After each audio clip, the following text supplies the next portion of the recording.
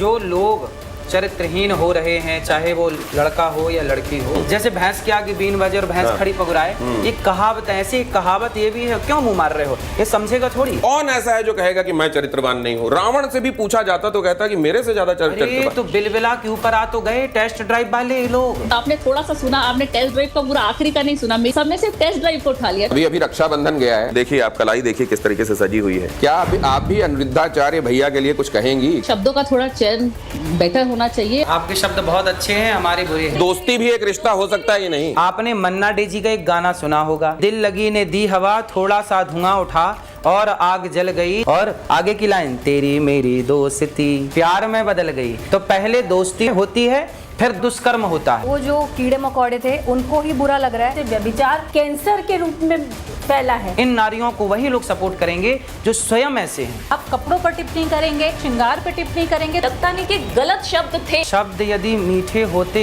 Attack ही नहीं करते।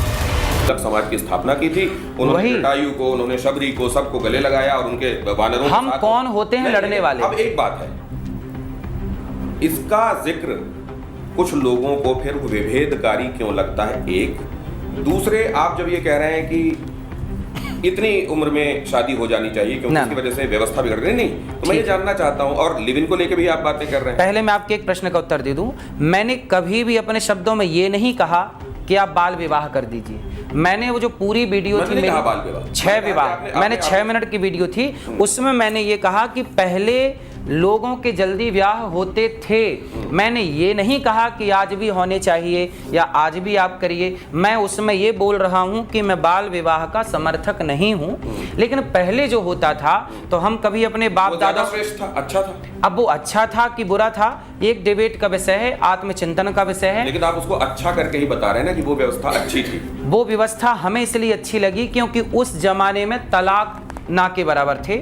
आज तलाक की दर आपके सामने है। आप ये शिकायत कर रहे हैं ना, मुझे लगता है अगर आपको ये कहना है कि कोई एक व्यवस्था ठीक थी, उस पर विचार करना चाहिए, तो आपको ये संविधान लिखने वालों से, आज के नीति नियंताओं से, आज की अदालतों से आपको वहां ले जाना चाहिए, बजाय कि समाज, क्योंकि समाज के सामने तो कंफ्यूजन हो जाएगा कि हमारे महाराज जी ये कह रहे हैं, हमारा संविधान ये कह रहा है, हम किसकी बात माने? मैं बस यही चाहता हूं कि जब आपको लगे कि मुझे लिव इन में रह लेना चाहिए, उसी समय आप जिसके संग लिव इन में रहना चाहते हैं, जो लड़का हो या जो लड़की, क्यों ना उससे विवाह कर लिया जाए और विवाह करके उसके संग जिंदगी गुजारी जाए। ये आप जो कह रहे हैं ना, हाँ, ये तार्किक रूप से किसी भी घर में बैठा हुआ कोई भी व्यक्ति सुनेगा, कहेगा महाराज जी ठीक कह रहे हैं, ठीक है। लेकिन अब मान लीजिए किसी घर में एक ऐसा घर है जिसके घर वाले आज तक जो परंपरा रही है उसको निभाते चले आए हैं, शास्त्रोक्त विधि से, परंपराओं के हिसाब से उनके घर में शादियां हुई हैं, ठीक है। अब वो दिल्ली जैसे एक महानगर में रह रहा है, सही है, वहां पे वो बड़ा हुआ, अचानक उसको कोई ठीक लगा, अब उसको उसका संविधान कहता है और उसका कानून ये कहता है कि अगर आप किसी के साथ रहते हैं तो ये अपराध नहीं है, वो रहने लगा। वो कुछ दिनों बाद उसको ये लगा कि शायद हम लोग साथ में रहते हैं, हम लोगों की नहीं पटेगी, और वो लोग अलग हो गए। एक स्थिति वो है कि साथ में रहते हुए तलाक हो गया, एक स्थिति वो है जहाँ पे वो साथ में रहे और वो अलग हो गए। जो उधर के पैरोकार हैं वो कह रहे हैं कि हमको आदमी पता चल गया किस तरह का है, हम इसके साथ जी पाएंगे कि नहीं जी पाएंगे, और संविधान ये कह रहा है कि अगर वो करते हैं तो इसमें उनकी आज़ादी है। तो अभी कंफ्यूजन कैसे दूर होगा? यहाँ पे 2 बातें हो गई, एक बात हो गई संविधान की और एक बात हो गई धर्म की। अब बताइए कि हम राम के मंदिर बना रहे हैं अयोध्या जी में, राम की पूजा कर रहे हैं। अब आप बताइए कि राम चरित्र की प्रतिमूर्ति है या नहीं? रामो विग्रहवान धर्म, राम ही धर्म है। तो राम के आदर्श पर चलने वाला भारत यदि आज उसे संविधान आदेश कर भी देता, आज मुझे संविधान आदेश कर रहा है कि आप किसी अपनी पत्नी को छोड़ के दूसरी स्त्री के संग आप रह लीजिए, मैं क्यों रहूं? क्योंकि मुझे संविधान से ज्यादा भरोसा धर्म पर है, क्योंकि संविधान तो केवल जीते जी का है साहब, धर्म तो मरने के बाद भी मेरा पीछा नहीं छोड़ेगा। बिल्कुल सही बात है। इसलिए हम लोग लोक परलोक दोनों का देख के चल रहे हैं। हमारा धर्म बताता, संविधान को लागू हुए 1950 में संविधान लागू हुआ, 26 जनवरी 1950, शायद ये डेट सही होगी, इस तारीख को लागू हुआ। क्या इसके पहले इस धरती पे धर्म नहीं था क्या? व्यवस्थाएं नहीं थी क्या? शादी ब्याह नहीं था क्या? परंपराएं नहीं थी क्या? संस्कार नहीं थे क्या? कि जब से संविधान लागू हुआ तब से ही परंपराएं थी। मुंडन कंछेदन या कहाँ संविधान में लिखा है? लोग अपने हिसाब से करते हैं ना, तो वही तो है। मैं लेकिन दूसरी बात कह रहा हूँ, अब मान लीजिए उनको ऐतराज हो गया, आपने कहा कि देखो इस तरीके से ये लोग मुंह वाली जो बात आपने कही, मुंह मारते फिरते हैं, उनको एतराज़ हुआ कि संविधान यहाँ पे गारंटी कर रहा है कि हम एडल्ट्स हैं, कंसेंटिंग एडल्ट्स हैं, हम लोग अपने हिसाब से रह सकते हैं, और स्वामी जी हमको ऐसा कैसे कह सकते हैं? इसी बात पे एतराज़। हम तो धर्म की बात करेंगे ना साहब।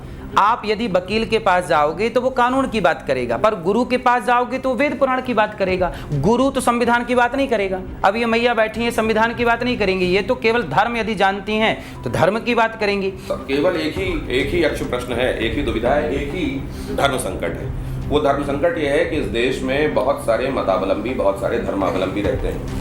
उनका शास्त्र, उनकी किताबें उस बारे में कुछ और मैंडेट देती हैं, किसी और की जो शास्त्रों में कही हुई बातें हैं जो उनके यहाँ करणीय और अकरणीय है उसकी कुछ और व्यवस्था देती हैं। इसीलिए तो संविधान की ये व्यवस्था लाई गई थी। ये कॉमन होगा, ये कॉमन थ्रेड सबको जोड़ेगा, और इस तरीके से हम विविधताओं से भरे देश होने के बावजूद एक हो सकेंगे। अब सवाल ये है कि ये चुनौती और ज़्यादा बड़ी होती जा रही है संविधान के होने की वजह से, उसका समाधान वाकई मिला। अब मैं ज़रा इंट्रोड्यूस करा देता हूं उन लोगों से जो आपके साथ यहाँ, और पूरा महिला दल यहाँ देखिए आपसे बातचीत करने के लिए उत्सुक है।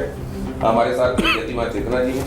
आपने पहले ही कहा कि ये शास्त्रों के संदर्भ में बातें ज़्यादा मानेंगे, और ये बात भी सही है कि जिसके पास जाओगे, कई बार आप जाइए किसी फिजियोथेरेपिस्ट के पास, वो कहेगा अरे ये जो स्लिप डिस्क हुआ है कुछ नहीं, इसको ऑपरेट मत करा लीजिएगा, मैं ठीक कर दूंगा इसको।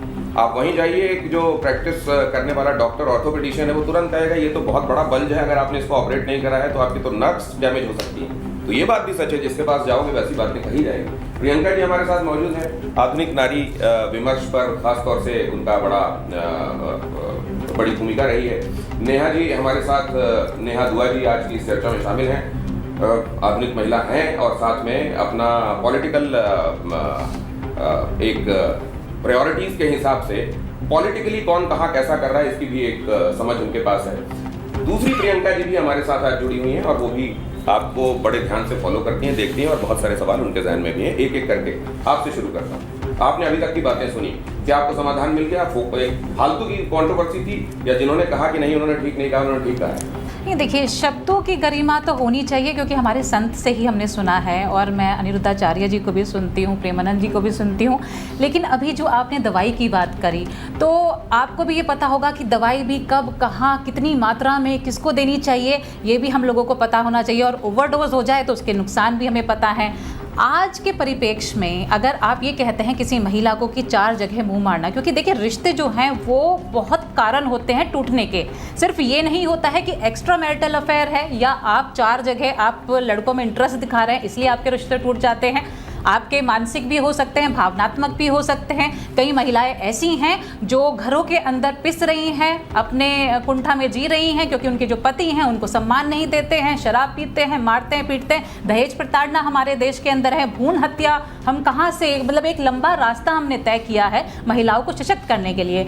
तो मैं ये कहना चाहूँगी कि अगर आप कुछ भी बोलते हैं, और एक आपने एक चीज़ और बोली कि जिसको जैसी समझ हो वो वैसे समझेगा, तो आप ये नहीं मानेंगे कि अगर आप कपड़ों पर टिप्पणी करेंगे या सौंदर्य पे टिप्पणी करेंगे, श्रृंगार पे टिप्पणी करेंगे, तो एक तबका ऐसा है, वो लड़का हो सकता है चाहे कोई भी हो सकता है, कि वो फिर उस चीज़ को अपने मतलब से इस्तेमाल करके और लड़कियों के साथ दुर्विचार कर सकता है। लेकिन प्रियंका जी मैं आपको एक बात और बता दूं कि इससे पहले जो इंदौर जैसा जघन्य कांड जो हमने देखा कि हनीमून में महिला गई और उसने अपने पति को ही मार डाला, या मेरठ वाला वो हमने कांड देखा कि वो नीला ड्रम, और लोग नीला ड्रम देख के डरने लगे हैं। तो ये जो हालत आज समाज की हुई है, ये इसके पहले समाज ने कभी नहीं देखा था, ये भी आप मानेंगे नहीं, पर और ये उसके बावजूद हुआ है कि सशक्तिकरण की दिशा में काम हुआ है। और अगर आप ये कह रही हैं कि एक एट्रोसिटी होती रही है, अब आप दूसरा भी पक्ष देख लीजिए। महिला सशक्तिकरण पुरुष दौर्बल्यीकरण की कीमत पर नहीं होना चाहिए, ये भी कहने वाले लोग। अब आपका सवाल मैं ले जाता हूँ।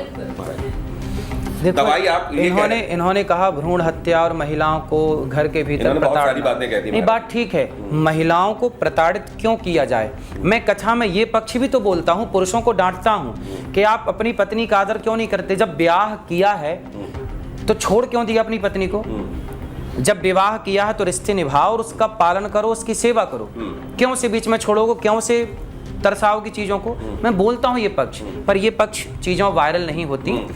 दूसरा ये है कि इन्होंने कहा भ्रूण तो ऐसा हत्या। तो नहीं होता कहीं कि आप कुछ ऐसा कह देते हैं बीच में ताकि वो वायरल हो? ना ना ना, देखो हम तो केवल अपना, हम आपसे भी संवाद कर रहे हैं जी। आप यदि ये टीवी पे चलाएंगे तो अपने आप इनमें से कुछ कुछ निकल के अपने आप वायरल हो जाएंगी। जी। तो ये ना आप करेंगे ना मैं करूंगा, जैसे कि आप आते ही बोले ना वो चीजें पहले किसी ने वायरल कर दी। एक बार महाराज जी के समक्ष मैंने गोबर की बात करते हुए गोबर रखा और उसमें कुछ लोगों ने डिस्टॉर्ट करके उसको महाराज जी के सामने गोबर खाने के लिए एंकर ने कहा। आजकल डिस्टॉर्शन का भी बड़ा जमाना है, इसमें भी कोई दो राय नहीं। जी अपनी बात कही। हाँ, तो ये वायरल होती नहीं है, लोग अपने अपने तरीके से करते हैं। तो जैसा कि इन्होंने कहा कड़वे शब्द, बात ठीक है आपकी, नारियों का सम्मान होना चाहिए, पुरुषों का भी सम्मान होना चाहिए, समानता की हम बात कर रहे हैं। कड़वे शब्द किन के लिए बोले गए? हर महिला के लिए मैंने नहीं बोला, हर पुरुष के लिए मैंने नहीं बोला, मैंने जिनके लिए, चोर को चोर बोला जाएगा तो चोर को बुरा लगेगा, इसलिए हमने चोर को बस चोर कह दिया तो सारे चोर इकट्ठे हो आपने एक गए। और चीज कह दी किसी को कि आप चरित्रवान हैं कि नहीं। हाँ। हमने देखा। हाँ। अब ये बताइए कि किसको आप जब कह रहे हैं चोर कभी चोर नहीं मानता अपने आप को, कौन ऐसा है जो कहेगा कि मैं चरित्रवान नहीं हूँ? रावण से भी पूछा जाता तो कहता कि मेरे से ज्यादा अरे चरित्र। तो बिलबिला के ऊपर आ तो गए टेस्ट ड्राइव वाले लोग, समझ लो कि बस यही लोगों को बोला गया था, इन्हीं लोगों के लिए था, मेरी शब्द बातें इन्हीं के लिए थी जो टेस्ट ड्राइव वाले लोग थे, वो बिलबिला के ऊपर आ गए, समाज ने देख लिया अच्छा ये लोग हैं बस। नहीं, मैं एक चीज और, जो उन्होंने कही वो बड़ी महत्वपूर्ण बात थी, पहली लाइन कि जैसे पारा, अभ्रक, गंधक, इनसे भी तो आयुर्वेद की दवाइयां बनती हैं। हाँ। लेकिन शुद्ध पारा किसी को खिला दीजिए वो तो चल लेगा, आप दे दीजिए किसी को रस सिंदूर दे दीजिए, अगर उसको शोधित नहीं किया गया वो निकल लेगा। अब इस तरह की चीज आपने जो कहा है वो, जो मैं कह रहा था कि सत्यम ब्रूयात प्रियम ब्रूयात, आपके हिसाब से सत्य है क्या उसको? अब जैसे प्रेमानंद जी को आप देखिए, वो लोग जो ट्रोल भी कर रहे थे एक हिसाब से, उन्होंने कहा नहीं हम तो अनिरुद्धाचार्य जी के लिए कह रहे थे, हम प्रेमानंद जी के लिए नहीं कह रहे थे। तो क्या शब्दों का चयन बेहतर हो सकता है चीजें कहते हुए? जो अनिरुद्धाचार्य जी के लिए कह रहे थे, प्रेमानंद जी, पूज्य प्रेमानंद जी के लिए नहीं कह रहे थे, वो बताइए वो सही कह रहे थे? वो खुद सही हैं? यदि सही होते तो बुराई क्यों लगती? नहीं, लेकिन ये अब ये टेस्ट ड्राइव वाला मामला ऐसा हो गया है कि अब तो किसी कार वाले को ये कहने में कि भाई साहब अमुक गाड़ी भेज दीजिए जरा हम देख लें कि मॉडल क्या लेने, अब ये ऐसी स्थिति हो गई है कि उसको ये कहने में अब, लेकिन मैं आपके पास आता हूँ अपने जी, ये क्या ऐसे ही समाज में चर्निंग होती है, मंथन होता है और इसी तरह के मंथन से विष और अमृत अलग अलग होते हैं और समाज इसी तरह से इवॉल्व करता है, या ये एक अनावश्यक बहस और जबरदस्ती की उखाड़ पछाड़ चल रही है? मैं आचार्य जी, हम भी सनातनी हैं और सनातन धर्म को मानते हैं। इनफैक्ट आज मेरा व्रत भी है। मैं आपसे एक सवाल छोटा सा यही है कि आप इसे कहते हैं कि कड़वी दवाई दी जाती है, क्या डॉक्टर के पास जब हम जाते हैं तो सीधा वो एंटीबायोटिक देते हैं? नहीं, पहले वो देते हैं 3 दिन की डोज कि आप शायद ठीक हो जाए, फिर थोड़ी उससे स्ट्रॉन्ग, लास्ट होती है एंटीबायोटिक। आपने तो कीमोथेरेपी कर दी है। तो किसी को भी बुरा लगेगा। हमारा समाज वो है, हमारे संत वो हैं जो स्त्री को देवी कहते हैं। आप ये मानेंगे? देवी कहते हैं। आप भी मानती हैं क्या कि है तो ये दवाई, शायद डोज इनको कम ज्यादा है? क्या दवाई है? ठीक कहते हैं दवाई है, लेकिन थेरेपी नहीं करने की जरूरत थी ना। आप ये बताइए, अगर आप, हमारा समाज हर स्त्री को देवी कहता है, चाहे वो गलत स्त्री भी हो, शूर्पणखा को भी ये राक्षसी कहते थे, लेकिन देवी, श्री राम ने उसे देवी का उपाधि दी कि देवी शूर्पणखा आई और उन्होंने मेरे आगे ये विवाह का प्रस्ताव रखा। तो आप बताइए, आप अभी बोल रहे हैं आप वैश्य को वैश्य कहेंगे, या किसी स्त्री की भावना को ठेस पहुंचाने के लिए जो आपसे शब्द गलत निकल गए, उसके लिए आपको लगता नहीं कि गलत शब्द थे? हाँ, मैंने ये गलती करी, मुझे ये शब्द नहीं यूज करने चाहिए थे, देवी है, बस ये बताइए। देखो, शब्द यदि मीठे होते तो मीठे शब्द वो अटैक ही नहीं करते, वो प्रभावित ही नहीं करते। मीठे शब्द पूज्य प्रेमानंद जी ने मीठे शब्द बोले, लोगों ने उनका भी विरोध किया, उनके शब्द तो मेरी तरह कड़वे नहीं थे। शब्दों का अपना काम है, लेकिन आपको ये बात समझनी। अब देखो, हम इस पर जो बात कर रहे हैं ना, उसका कोई अर्थ नहीं है। अर्थ इसका है कि तीर छोड़ा गया था, जहां उसे लगना था वो लग गया। अब इस पर क्यों डिस्कस हो रहा है कि छोड़ा ही क्यों गया? जहां लगना था वो सारे लोग बिलबिला के ऊपर आ गए और समाज ने समझ लिया कि अच्छा ये तबका है, इसको बुरा लगा है। आप जैसी बहनों को कोई बुराई नहीं लगी, आपको कोई ऐतराज नहीं उन बातों से।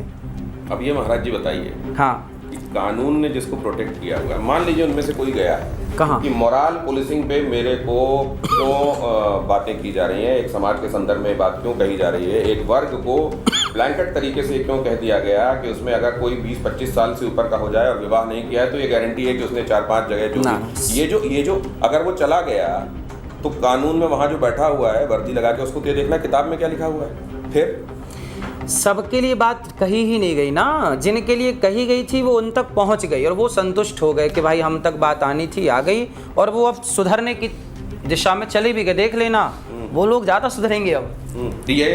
तो ये कहना ये है कि यहाँ जिसके लिए था वो ट्रीटमेंट हो गया है और ट्रीटमेंट होने के बाद आप समाज में सुधार देखेंगे। प्रियंका जी, आपको लगता है? जी बिल्कुल, मुझे लगता है गुरुजी ने ना फिनाइल डाला है और जो कीड़े मकोड़े थे उनको ही बुरा लग रहा है, वही लोग मरे हैं इन चीज़ से।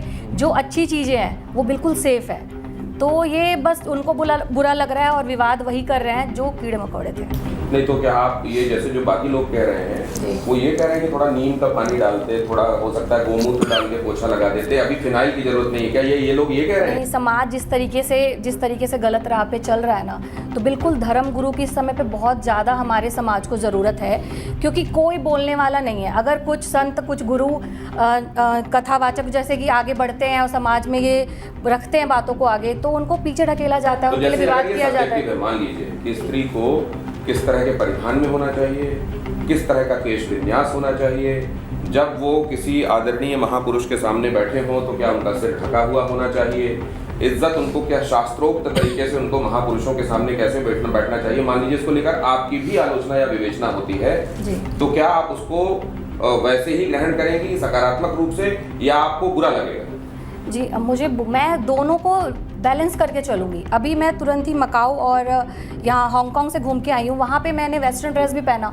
अगर मुझे वृंदावन आना है तो मैं सूट में जाऊँगी। अब आपकी मकाऊ वाली ड्रेस की फोटो जो सोशल मीडिया में आप डालेंगी, जब आप वृंदावन में ऐसे चुन्नी लेके और प्रणाम कर रही होंगी और उसको कोई डालेगा कि ये वो हैं, देख लो ये यहाँ पे आके ये कर, तो यही तो समाज तो यही है ना, तो समाज तो यही करता है, कुछ भी आप करो उसके ऊपर बोलना ही है समाज को। तो हमारे एक मर्यादा होता है कि हम कहाँ पे क्या पहने, कहाँ पे क्या जा सकते हैं, कहाँ पे क्या बोल सकते हैं। तो हमारे धर्म गुरु जो हैं उनको रास्ता दिखा रहे हैं तो सब उनको बुरा लग रहा है। उन्होंने कपड़ों के ऊपर बात करी ही नहीं कि बहुत छोटे कपड़े मत पहनो, मर्यादा में पहनो, मर्यादा में रहो, ये बोला है उन्होंने। वो लोग जो स्त्री ही हैं, इस देश के वोटर्स भी हैं, इस देश के मतलब नागरिक भी हैं, और वो अगर यतीमान टेस्ट ड्राइव की बात कर रहे हैं तो क्या उनकी बातें अगंभीर हैं, खारिज किए जाने लायक है, आलोचना के लायक? नहीं, देखिए मुझे लगता है कि संत सामाजिक सरोकार की बात करता है और संत का ही ये दायित्व है कि वह सामाजिक सरोकार की बात करें। और दिनेश जी आज मतलब मुझे तो लगता है कि अनिरुद्धाचार्य जी ने बहुत बड़ा काम किया है, क्योंकि जो गंदगी ढकी हुई थी उसको जब तक उखाड़ा नहीं जाएगा तब तक कैंसर का, अभी वो कह रही थी कि आपने सीधे कीमोथेरेपी कर दी, लेकिन मुझे लगता है कि समाज में जिस तरीके से व्यभिचार कैंसर के रूप में फैला है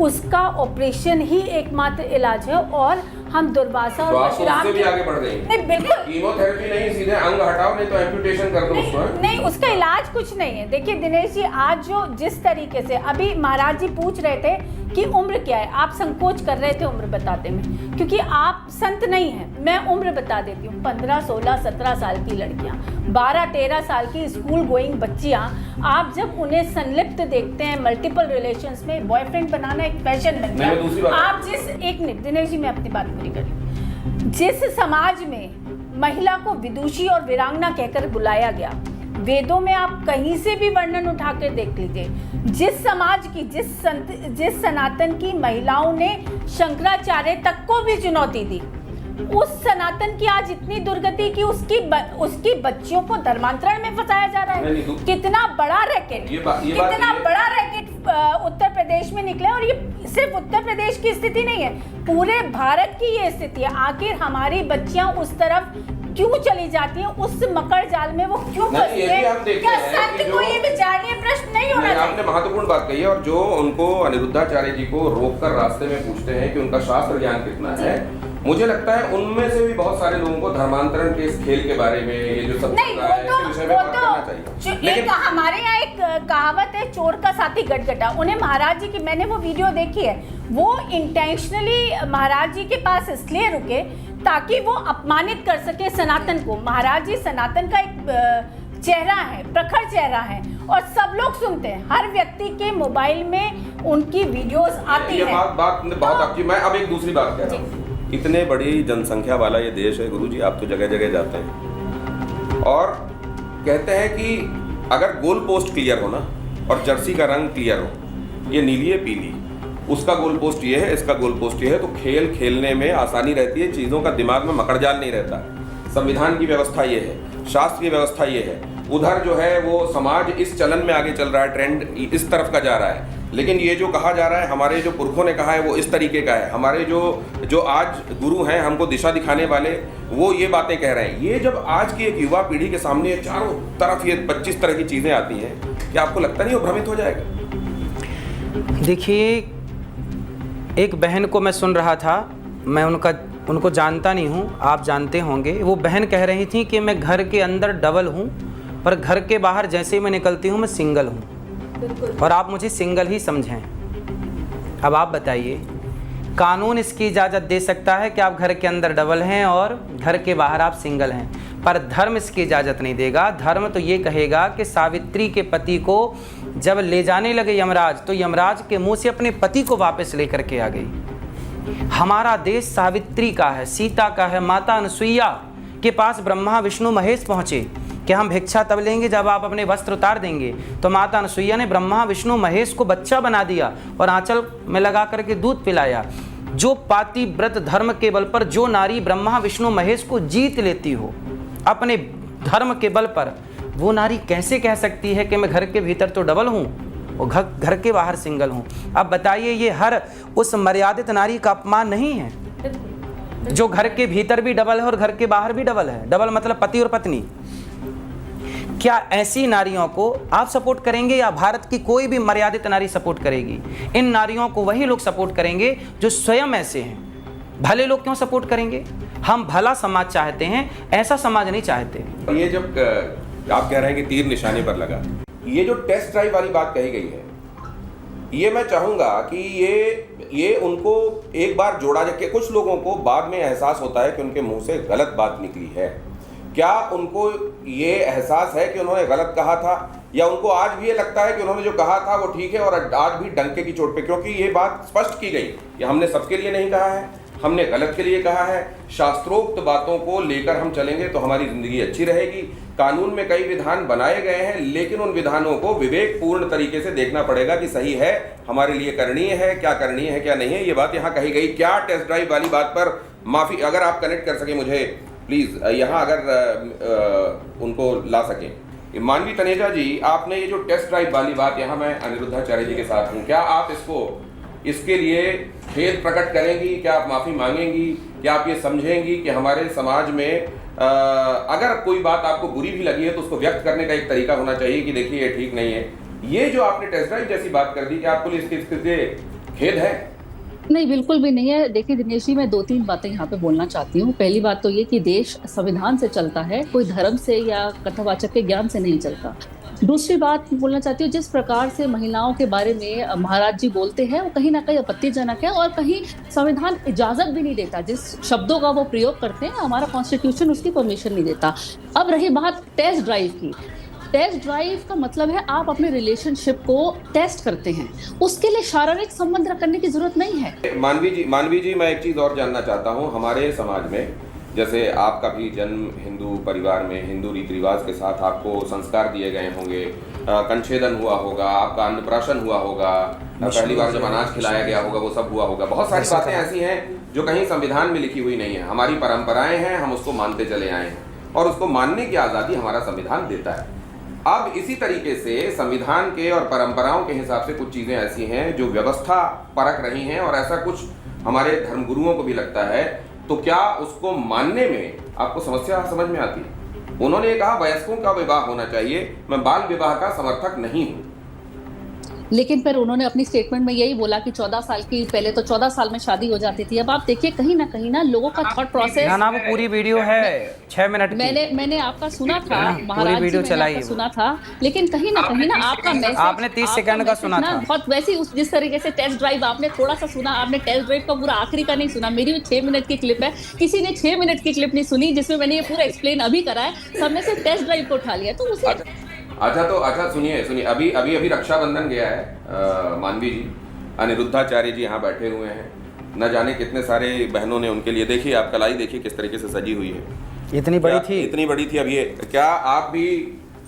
इस समय ये जो पावन वक्त चल रहा है, क्या आप भी अनिरुद्धाचार्य भैया के लिए कुछ कहेंगी? कुछ अच्छा भी है उनमें कि आप हमेशा उनको मुझे याद है एक बार आप मेरे साथ बहस में थी, वहाँ पे भी आपने, तो आज मौका है, इसको चीजें कोर्स करेक्शन मुझे लगता होना चाहिए अगर आपके नहीं, हिसाब बस से। यही है कि शब्दों का थोड़ा चयन बेटर होना चाहिए। अगर आपको कोई भी मैसेज देना है, आप कथावाचक हैं, आप संगत को आपके बता शब्द रहे हैं, बहुत लेकिन अच्छे हैं, हमारे बुरे शब्दों हैं। का थोड़ा जो है ना, वो शब्द चुभ जाते हैं और वो इतने ज्यादा खंजर की तरह चुभते हैं कि तो वो सारी जो शब्दों तमाम का बहनें हैं, आप भी उनकी आवाज सावधानी से करेंगे आने वाले दिनों में। देखिए, जो जी, सारी हमारी मानवी जी। बहनें हैं ना, उनकी आवाज बन करके मेरे अंदर से निकलता है फिर वो, तो फिर थोड़ा सा कठोर हम भी हो जाते हैं। तो थोड़ा सा शब्दों पे कायम रखें। आपको बहुत लोग पसंद करते हैं, बहुत लोग फॉलो करते हैं, तो आज इसका एक थोड़ा सा बढ़िया काम ये भी कर दीजिए, अनिरुद्धाचार्य जी को प्रणाम भी कर दीजिए, और मैं चाहता हूँ वो भी आपके अभिवादन का जवाब दें।